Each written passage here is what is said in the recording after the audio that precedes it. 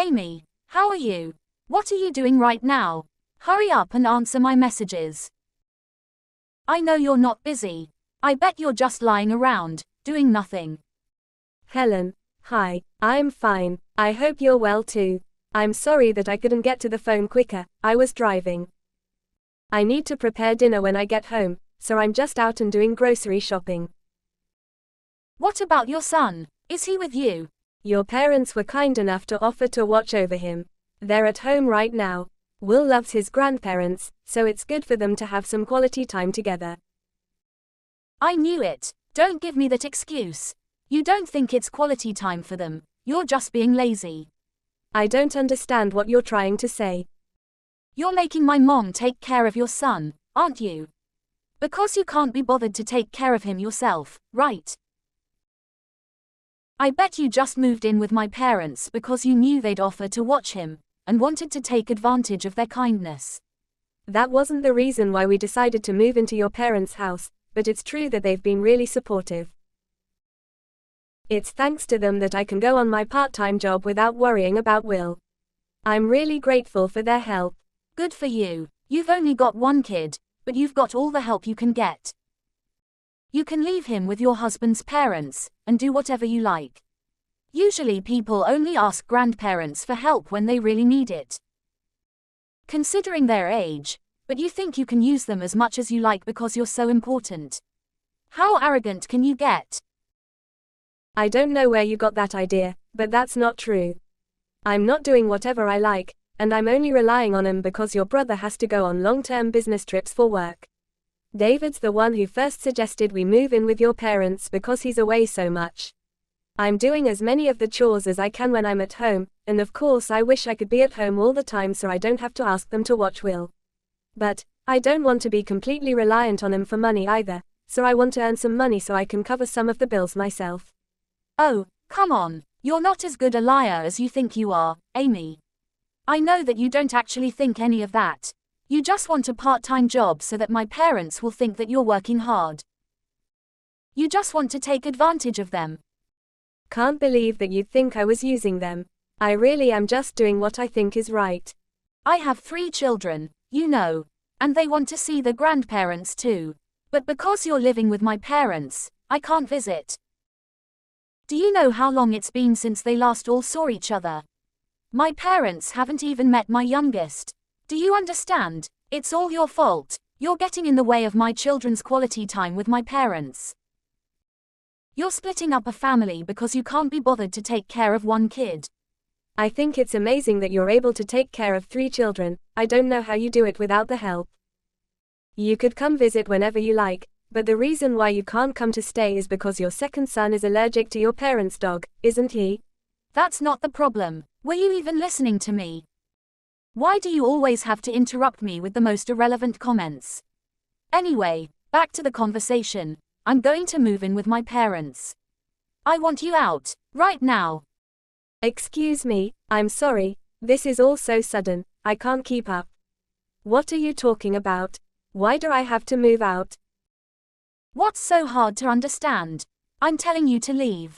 Is it so bad for me to want to live with my own parents? I'm not saying it's bad, I just don't understand. You're saying that you want to move in with your parents? And live with them in the same house? Of course that's what I mean. What else could move in mean? Are you an idiot? Why do I have to explain such a simple sentence? I'm moving in, capiche? I'm sorry, I was just surprised. Do you mean that you'll be moving in with your family? Your kids too? What will you do about Ricky's dog allergy? That's right. Do you really think I'd leave my children behind? You don't have to worry about that. I'll get my parents to give the dog away. It's as simple as that. My children are more important. But your parents love the dog. I think they'd be really sad to part ways. Does your husband agree with all of this? Won't it be tougher for him to get to work if he lives farther away from his office? My husband will be fine. It's none of your business, but he won't be living with us. He'll be living by himself. Okay, do you mean that he'll be going away on business? Like David? Like I said, it got nothing to do with you. You really are so nosy. Why can't you just shut up and accept what I've decided? You're right, I'm sorry. I shouldn't have asked. My curiosity got the better of me. But if you're going to move in, then have you already spoken to your parents? I haven't heard anything from them about any of this, so I was wondering if it might have slipped their minds to mention it. Or maybe you hadn't spoken to them about it yet. I'll tell them when I feel like it. It's not like they need a warning or anything. They're my parents, not yours. They'll be delighted to hear that I'm coming home. And I'm the eldest daughter. It's my job to take care of my parents. They'll feel much more at ease with me taking care of them rather than a complete stranger. That way they can see their favorite grandchildren too. So, I'm asking you to leave. You're just in the way. I'm sorry, what? You haven't told them anything yet? I don't have to. All I have to do is make sure you and your staff are out of my parents' house, so that I can move in. We can't all live in there together, it'll be too cramped. I'm their daughter, and have 3 children, so I take precedence. You may have married my brother, but that doesn't make you more important than me. I move in, and you and your son move out. Simple as that. Even if you say that, it's not something that can be done straight away, or even in a few days. If that's what you were planning, then you should have mentioned something, or given me a warning, or at least asked for your family's opinion. Have you spoken to David? Of course I haven't. Don't you know where your own husband is? He's on the other side of the world. How am I supposed to get in touch with him without losing sleep? Do you really want me to bother him with something so trivial while he's working? And you call yourself his wife? Why can't you just accept what I've told you to do? You can tell David when he gets home from his business trip. I understand that you don't want to bother him, but if you haven't spoken to David or your own parents, how did you decide all of this? You can't just decide by yourself, that's way too self-centered. Of course I decided by myself. My mom and dad have no reason to say no to me, they love me the most. I may be an adult, but I still have them wrapped around my little finger. If they hear that they'll get to live with me and the grandchildren, they'll be overjoyed. That's why I should be the one living with them, not you. Do you understand, or was that too difficult for you as well? That might be true, but you can't honestly think that you can decide that behind all of our backs. You may not realize it, but you're causing a lot of trouble for my mom by making her take care of your son. He's only turned 1 recently, right? Do you know how hard it is for someone my mom's age to watch a kid that young? I can't just stand by and watch as you take advantage of my mom. You're right, I've caused her a lot of trouble, and I'm really grateful for all the time she's dealt with Will's tantrums and hyperactiveness while I've been at work. But you can't decide this without her opinion. Besides, your youngest is still only 6 months old, isn't she? I think that would be more of a burden. Oh, shut up. You think you're better than me, but you're not. Unlike someone, I actually stay at home and take care of my own kids, rather than go out to work and waste my time. I won't ask my mom to babysit. I take pride in taking care of my kids myself. Neither one of us is better than the other. I respect you for being a stay-at-home mom with 3 kids. I happen to go out to work a part-time job, but why does that mean that I'm wasting my time? We're each doing what we think we should do in our own situations. Isn't that enough? Either way, I can't up and leave so easily. Why not? Because, where am I supposed to go? How am I supposed to move all of mine and David's stuff without any help from David?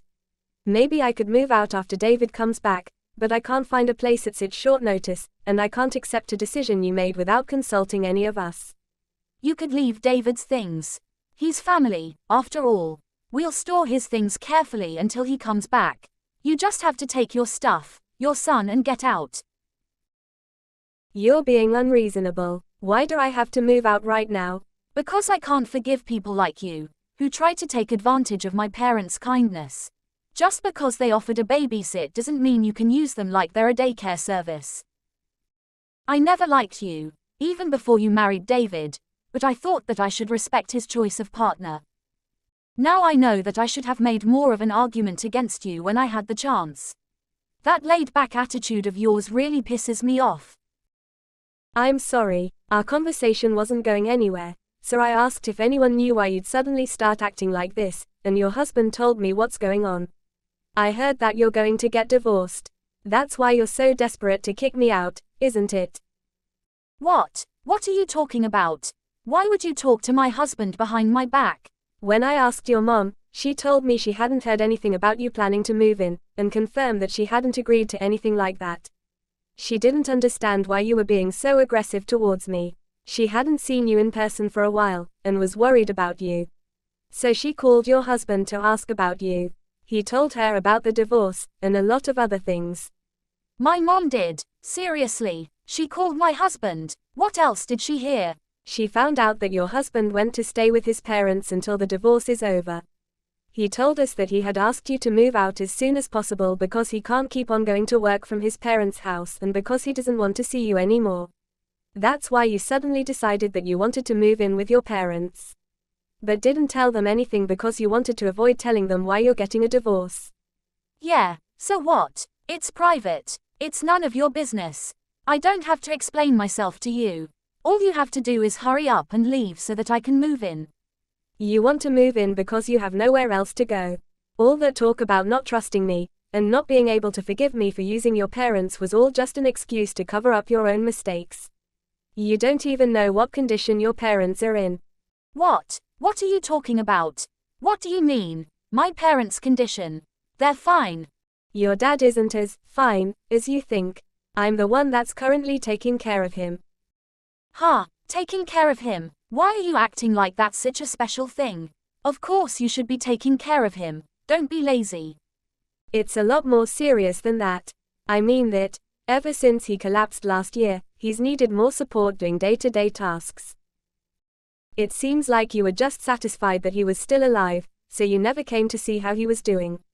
You don't know it, but he's been really frail.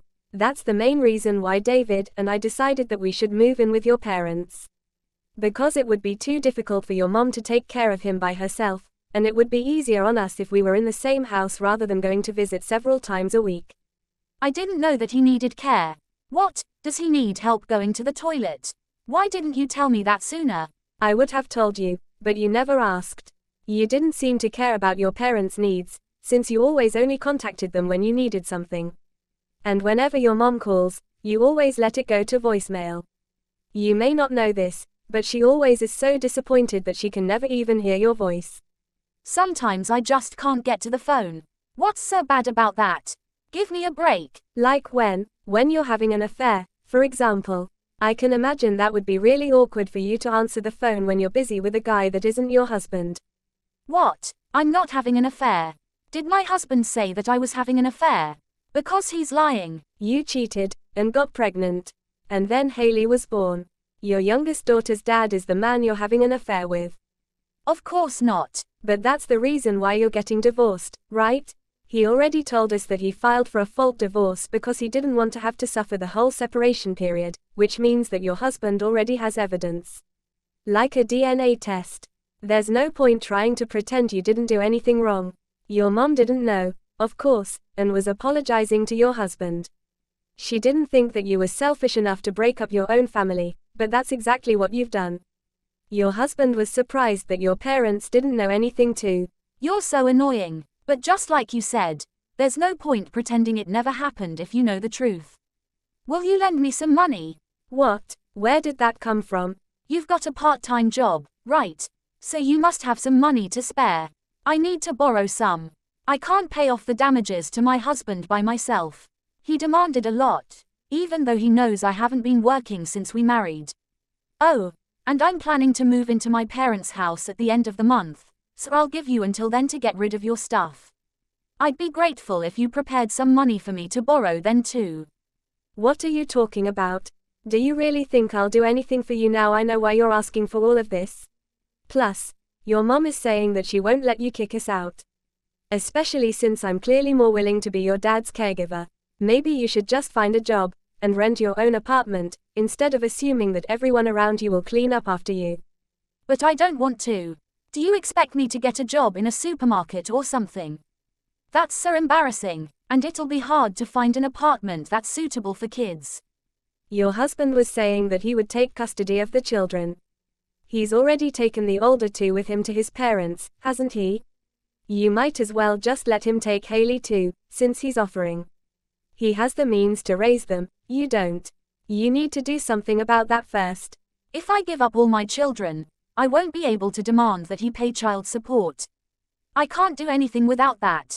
He makes a lot of money, so I can demand as much as I want.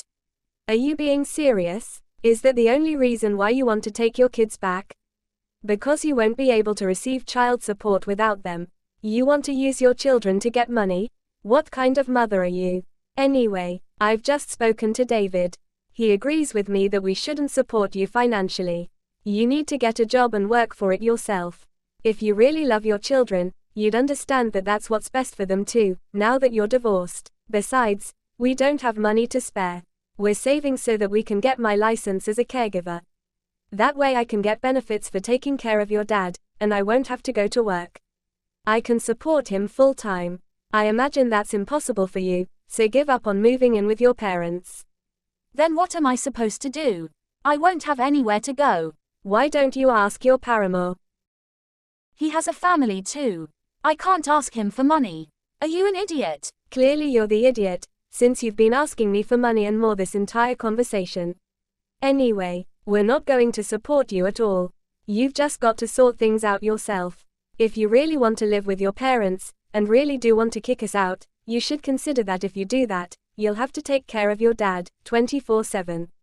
He needs a lot of care, and you'll need a lot of resolve.